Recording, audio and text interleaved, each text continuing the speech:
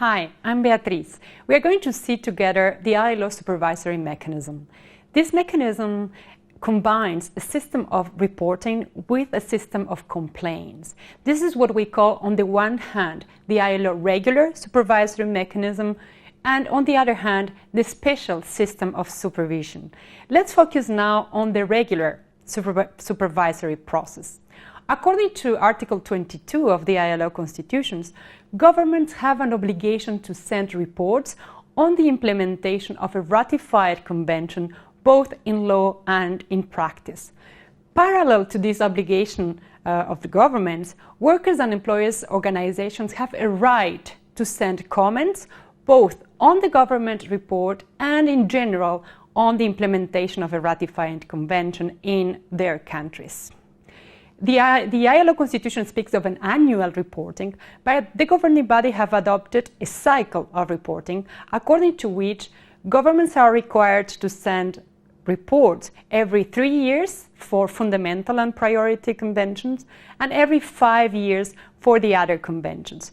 You can consult this cycle of reporting, the cycle of reporting for your country, and any other information related to international labor standards on the NormLex database available on the ILO web page. Now, who is going to examine the government's report and the comments sent by workers and employers? This is the Committee of Experts on the Application of Conventions and Recommendations. This is a very long name. We're going to refer to it as the Committee of Experts. This committee is composed of around 20 experts coming from different countries around the world with different legal backgrounds, and they act based on the principles of independence, objectivity, and impartiality.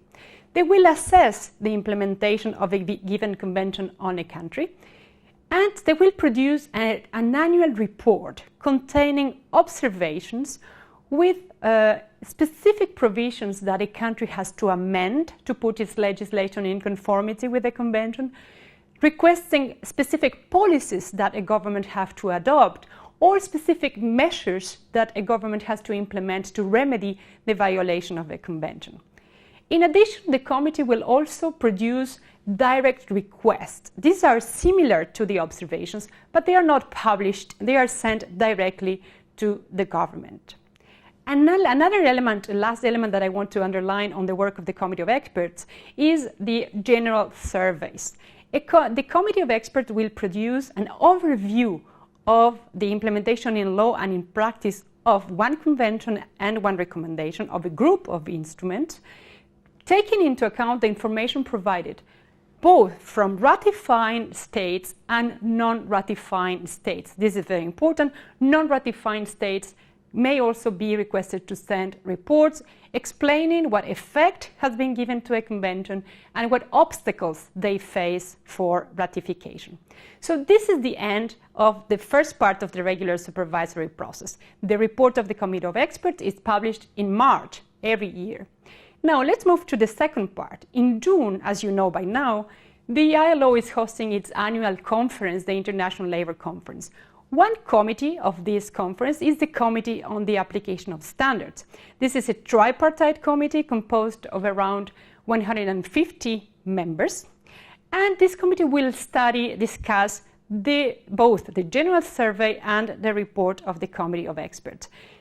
Workers and employers will select around 25 cases that will be discussed in this committee. These are considered the most serious violations of labor rights around the world.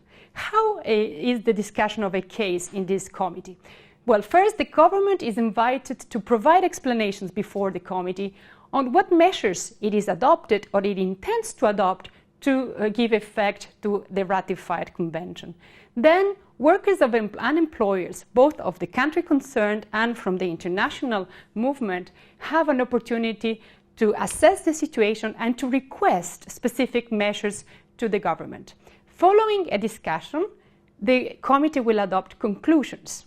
These conclusions will recommend specific measures to the government and will invite the government, for instance, to receive a technical assistance mission that can visit the country and help finding a solution. These conclusions, which are adopted by the plenary of the conference, will be followed up by the committee of experts. And here we close the cycle of this regular supervisory process.